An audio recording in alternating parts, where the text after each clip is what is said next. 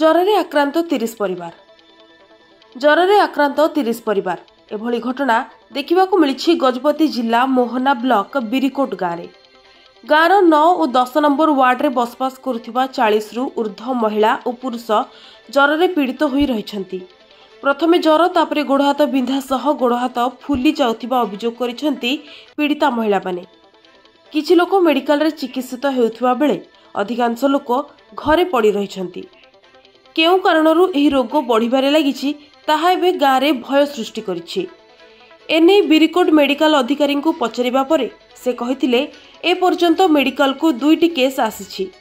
ଯଦି ଏହି ରୋଗ ବଢ଼ିବାରେ ଲାଗିଛି ତେବେ ଏକ ଡାକ୍ତରୀ ଟିମ୍ ଗଠନ କରି ଏହାର ତଦନ୍ତ କରାଯିବ।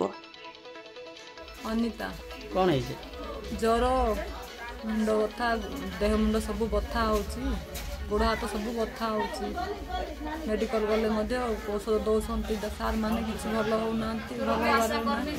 ସେ ଆଶା ନାହିଁ କି କିଏ ଆସୁନାହାନ୍ତି। ବେଶୀ ବଥା ହେଇକି ଜ୍ୱର बर्तमान ये केते लोग को आक्रांत है ହେଇଛି, ବେଶୀ 30-40 ଲୋକମାନଙ୍କର ହେଇଛି। ଆଜ୍ଞା ହାତ ଗୋଡ଼ ବେଶୀ ବଥା ହେଉଛି। ତାରେ ମଧ୍ୟ କାମ ଦାମ ପାରୁନୁ, ଆମେ କୁଲି ଖଟି ଖାଇବା ଲୋକ ଆଜ୍ଞା। ଆଉ ସରକାର ମଧ୍ୟ ପଇସା ପଠାଇବାଟା ମଧ୍ୟ ଦେଉନାହାନ୍ତି, ବଡ଼ ବିଜାର ହେଉଛି ଆଜ୍ଞା। ସେଇଟା କ'ଣ କଲେ ହେବ ଆଜ୍ଞା? मेडिकल ଯାଇ ନାହିଁ, ପଇସା ହେଲେ ତ ଯିବେ ଆଉ କହିବାର କ'ଣ କହିବି ଆଜ୍ଞା। ଆଉ